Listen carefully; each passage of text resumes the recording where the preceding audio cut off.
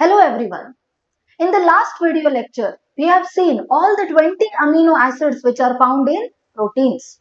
Now let's understand how to join these amino acids to form protein. So first we have to understand how a peptide bond is formed. Peptide bond formation is a dehydration reaction. That means for every peptide bond formed, one water molecule is removed. So first let's take two amino acids and form the peptide bond. So these are the two amino acids. It can be any two amino acids, okay, out of all the 20 standard amino acids. Alpha carbon, to which amine group, COOH group, hydrogen, and the variable R groups are attached, right? By default, like by convention, the rule is on the left hand side, we write the first amino acid of the chain. Then to its right, we will write the second amino acid. So if you take a long chain, then the leftmost will be the first amino acid and the rightmost will be the last amino acid. So this is our first amino acid and let's join it with the second one. Always COOH group of the first amino acid and the amino group of the second amino acid will participate in the peptide bond formation.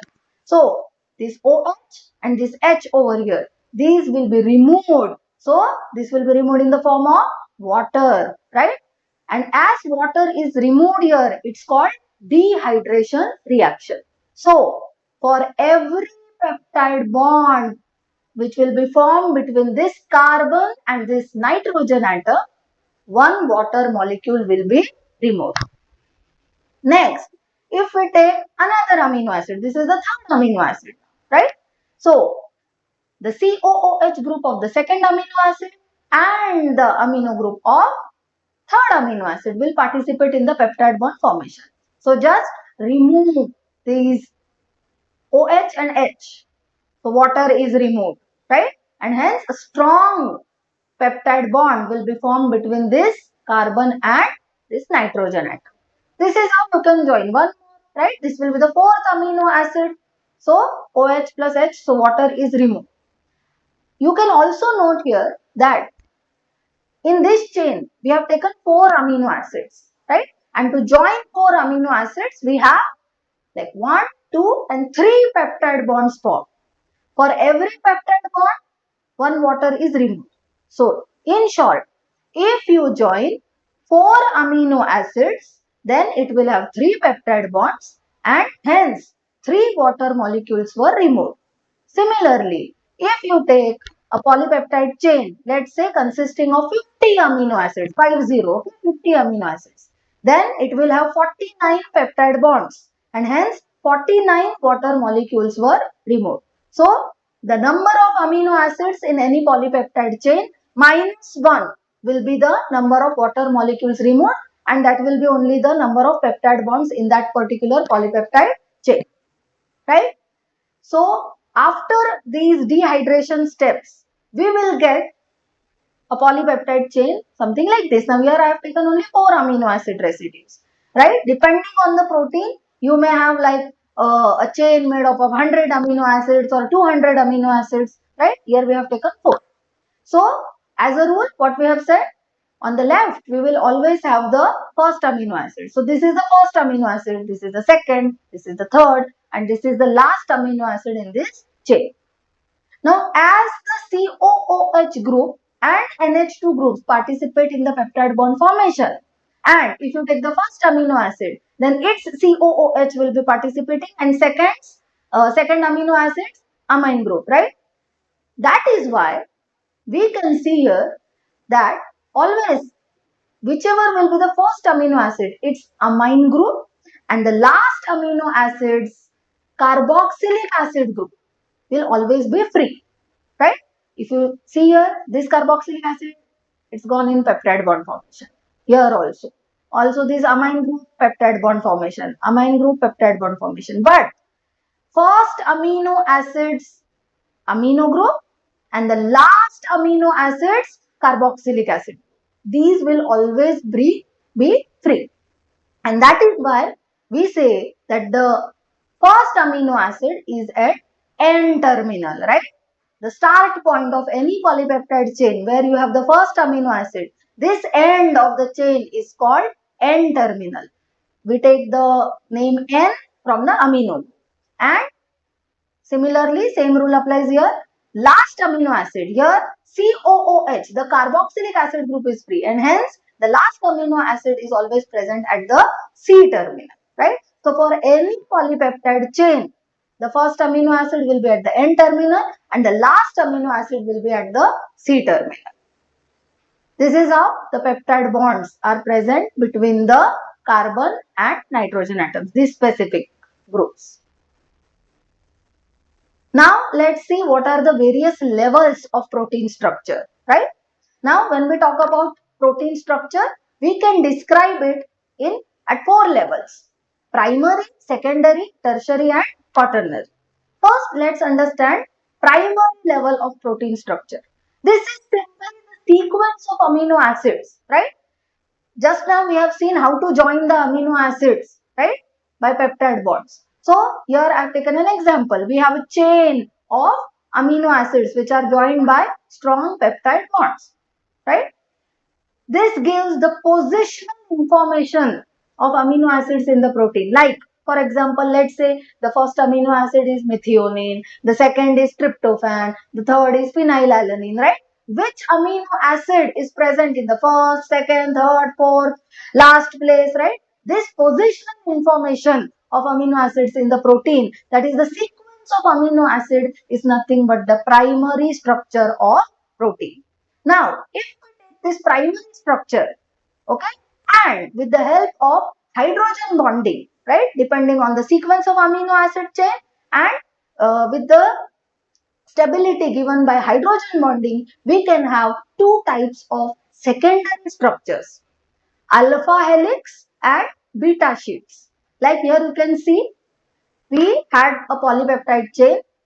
Some parts of the polypeptide chain actually just got coiled, right? This coiled form is called alpha helix, right? Helical structure, coiled. This is called alpha helix. And in proteins, this alpha helix is right-handed. Also, there are some regions of the polypeptide chain which will not form coils, but it will form sheets, right? It will fold, and because of the folding, you will get the beta sheets. These are the secondary levels of protein structure. Always remember, primary, secondary, tertiary, these are not like present in different proteins, right? The same protein, right? The same protein, like let's say insulin or any other collagen, right? Hemoglobin, these are all proteins, these are protein parts, right? All these will have the primary, secondary, tertiary levels. So if we take this polypeptide chain sequence of amino acids, this is primary level. Now, if we coil or fold this polypeptide chain, we will get the secondary structures, which are of two types: alpha helix and beta sheets.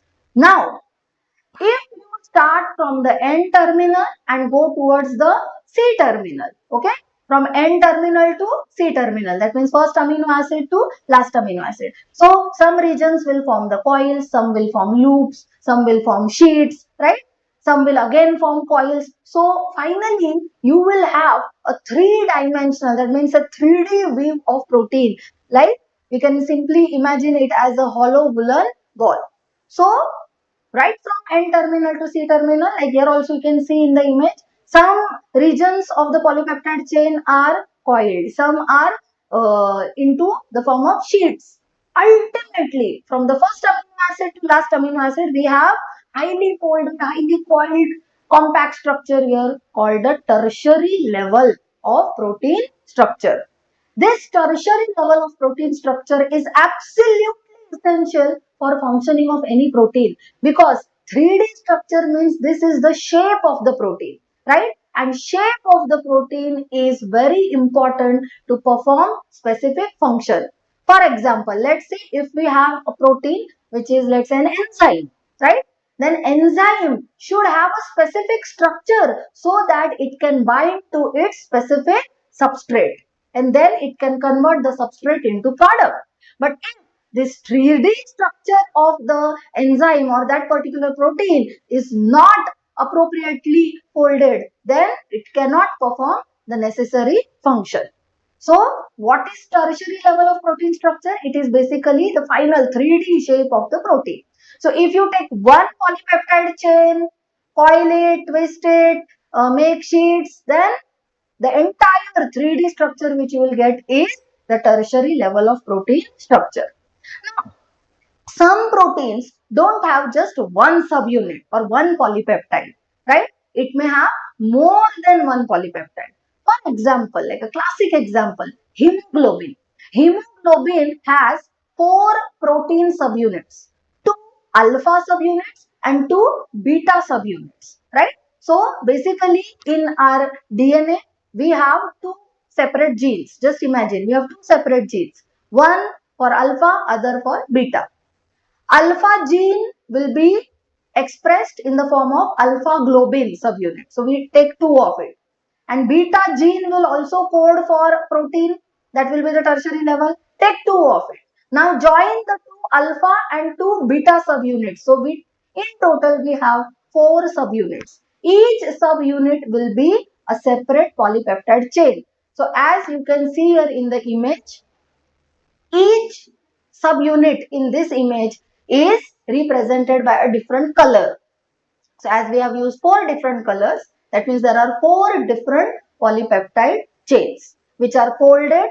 Individual polypeptide chain will form like this, one tertiary structure, and if we take more than one such tertiary structure and put them together for the final protein formation, final like functionally active protein, then that will be quaternary level. So when more than one polypeptide chain or subunit are arranged with respect to each other, this will be the fourth level of protein structure, which is quaternary.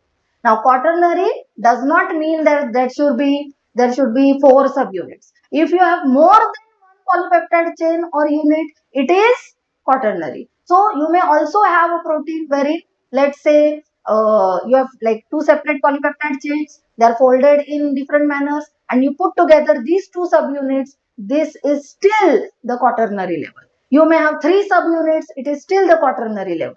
Simply imagine more than one tertiary level structure, right? This here, over here, you can see this is one tertiary level. If you take such tertiary levels of protein structure, 3D structures, 3D subunits, more than one in number, then it will be quaternary level. In hemoglobin, there are four subunits, two alpha and two beta. Plus, the globin part will be the alpha and beta globin, and hemoglobin also has the heme, which is also shown in the image. So these are the four levels of protein structure: primary, secondary, tertiary, and quaternary. Okay, now quickly let's go through all the bonds which are involved in stabilizing the various levels of protein structure. So when we talk about the primary structure, which is simply the chain of amino acids joined by peptide bond. So the bond which helps to form the primary structure is peptide bonds. Next, the secondary structures, both alpha helix and the beta sheets or the beta pleated sheets, these are stabilized by hydrogen bonds. Next, tertiary and quaternary, both the levels have different kinds of bonds to stabilize the final 3D structure. So we have hydrogen bonds, ionic bonds, disulfide bonds, hydrophobic interactions, van der Waals forces, right? These forces, these bonds helps to stabilize and give the characteristic shape to the final protein which can carry out a specific function. So these are the four levels of protein structure, and these are the bonds which help to stabilize the specific levels of protein structure. Now we have completed the entire protein structure, right? So it's time for knowledge drill. I will give you some questions and you tell me the answers to these questions in the comment section.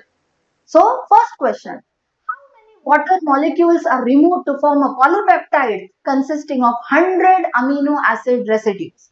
And the second question for you is, name the two types of secondary structures found in proteins. I hope this video was helpful for you. Thank you.